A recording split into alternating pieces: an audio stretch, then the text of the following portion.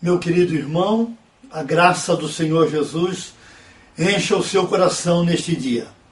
Quero convidar você para abrir comigo a carta de Paulo aos Filipenses. Hoje vamos olhar o capítulo 2, porque esta carta é chamada a Carta da Alegria em todo o Novo Testamento. É uma das cartas da prisão. Paulo escreve quando está preso em Roma, e a palavra alegria aparece aqui 18 ou 19 vezes em traduções diferentes. No vídeo anterior, nós olhamos o ladrão circunstâncias, que aparece no capítulo 1, quando Paulo escreve, capítulo 1, versículo 12, dizendo: as coisas que me aconteceram, ou as circunstâncias ao meu redor, contribuíram para o progresso do Evangelho.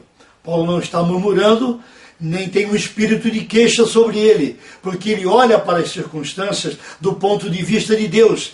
E em razão disto, a sua alegria não é roubada pelas circunstâncias adversas ou contrárias no seu dia a dia. Quando olhamos para o capítulo 2, encontramos o ladrão pessoas. E eu quero olhar com você no capítulo 2, o versículo 3, aquilo que Paulo escreve ao coração dos irmãos de Filipos e também ao nosso.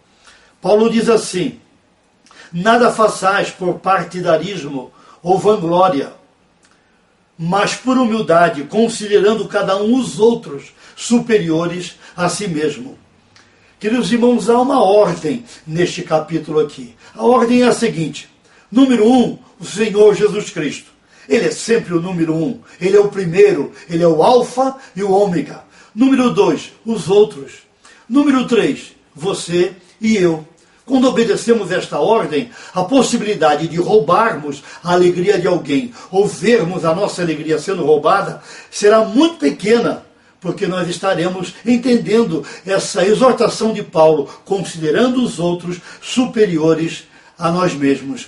Agora, neste capítulo 2, meus queridos irmãos, Paulo nos dá 4 exemplos e nós devemos imitá-los. Eu quero mencioná-los, embora que ligeiramente. No capítulo 2, versículo 5, ele menciona a pessoa do Senhor Jesus Cristo em primeiro lugar. Jesus sempre é o número 1. Ele é o Senhor sobre todas as coisas.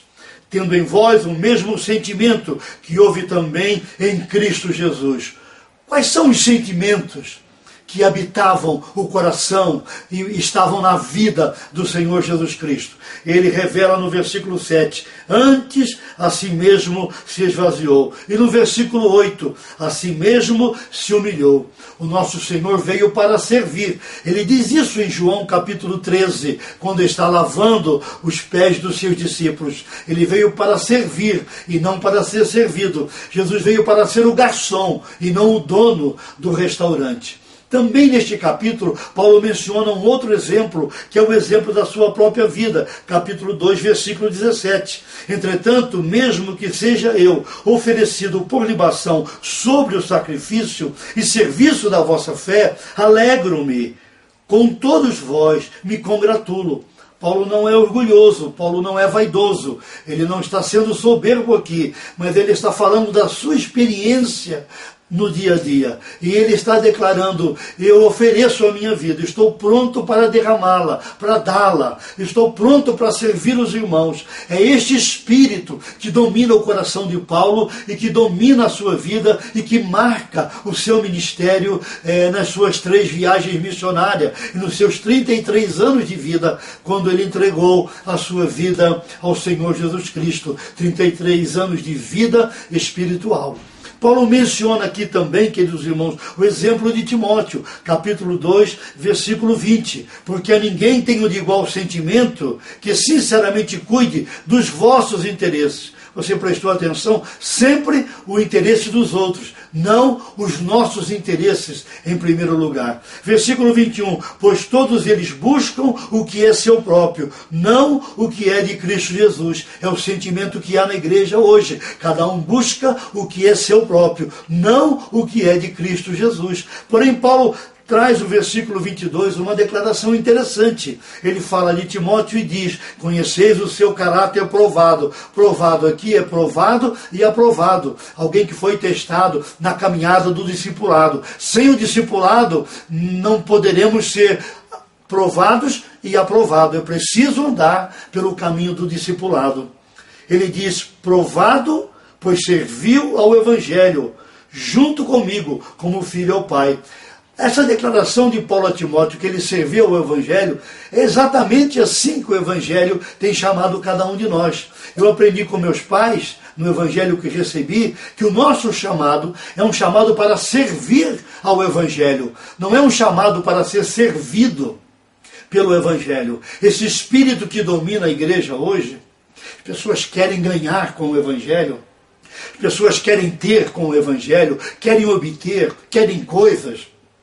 As pessoas querem conseguir coisas, elas querem ser abençoadas em cada reunião. E esse espírito não é o espírito do Novo Testamento. O espírito do Evangelho, que é o espírito de Cristo, nos dá um chamado para servir ao Evangelho. E assim, através desse serviço, o Evangelho vai chegar aos confins da terra, aquelas pessoas que não ouviram o Evangelho pela primeira vez. Você está pronto para dar a sua vida e servir ao Evangelho como Timóteo fez, e Paulo pode mencioná-lo aqui? Agora, Paulo tem um 4 exemplo nesta carta, que é muito importante pensar nisto. É o exemplo de Epafrodito, no capítulo 2, versículo 25. Julguei, todavia, necessário mandar até vós, Epafrodito, por um lado, meu irmão, cooperador e companheiro de lutas. Que coisa tremenda! Aqui um homem que decide, toma a decisão de ser um companheiro de lutas para o nosso irmão Paulo. Companheiro de lutas aqui, meu querido irmão, é aquele soldado pronto para morrer na frente da batalha pelo outro. Este chamado que Epafrodito recebe para ser o companheiro de lutas do nosso irmão Paulo. Percebe? Sempre pensando no outro. A minha pergunta a você é a seguinte: você tem sido companheiro de lutas de um irmão? Você tem sido companheira de lutas de uma irmã? Tem se oferecido para dar a sua vida a ele? Que tal pensar nisto hoje e tomar a decisão de ser o companheiro de um irmão, ser a companheira de uma irmã, oferecer a sua vida para ser o companheiro de lutas do seu pastor, de ajudá-lo, acompanhá-lo, orar por ele, ouvir as suas batalhas, ouvir das suas lutas, não criticá-lo, não tecer comentários desagradáveis sobre a sua vida, a sua esposa, seus filhos, sua família, sua pregação, seu ministério, mas oferecer a sua vida como um companheiro de lutas. Que bênção você será para a sua igreja e para o Evangelho neste mundo. Agora, você precisa também ter um companheiro de lutas, alguém para quem você precisa abrir o coração, contar as suas batalhas, suas lutas, seus temores, suas deficiências, suas áreas fragilizadas, onde você tem enfrentado tentações e batalhas espirituais. Ter um companheiro de luta é algo extremamente importante que vai nos ajudar no crescimento e na caminhada cristã. É aquele homem fiel e aquele homem idôneo de 2 Timóteo capítulo 2, versículo 2. Um homem fiel, um homem idôneo, uma mulher fiel, uma mulher idônea, são frutos do discipulado. É no caminho do discipulado que nós somos provados e aprovados para nos tornarmos fiéis e idôneos. Idôneos ali equipados para a glória do Senhor Jesus. Eu tenho 2 perguntas para você antes de terminar o meu tempo. A primeira é: você tem roubado a alegria de uma outra pessoa? Tem sido ladrão da alegria de alguém? Quem sabe no seu contexto familiar. Então você deve reunir a sua família e perguntar aos seus queridos se você é o ladrão da alegria deles. E no seu local de trabalho, você tem roubado a alegria de alguém lá na sua equipe de trabalho? E na igreja, no ministério, no lugar onde você está oferecendo a sua vida, você é o ladrão da alegria ali? Se é assim, você precisa ir à sua família, sua equipe de trabalho, a sua igreja, sua equipe no ministério e pedir perdão, arrepender-se e confessar o seu pecado, restaurar os relacionamentos. A igreja será abençoada com essa posição do seu coração. Agora, segunda pergunta: quem é que está roubando a sua alegria? Você já identificou? Tem alguém que é o ladrão da sua alegria? Você está inquieto, está perturbado? Está ansioso, não sabe o que fazer com esta situação? Então ore. Vá àquela pessoa, abra o seu coração, converse com graça, mas também com firmeza. Seja gracioso, mas seja firme, sem ser grosso e mal educado. Firmeza é segurança, firmeza é ter um norte, firmeza é saber para onde vai. Então tenha graça e tenha firmeza, mas chame este ladrão da alegria, fale com esta pessoa, fale sobre o que está acontecendo, orem juntos, restaure o que está quebrado. Nós precisamos apresentar a igreja ao Senhor, gloriosa, sem mancha, sem mácula, sem ruga, santa e sem defeito. Amém? Deus use a sua vida.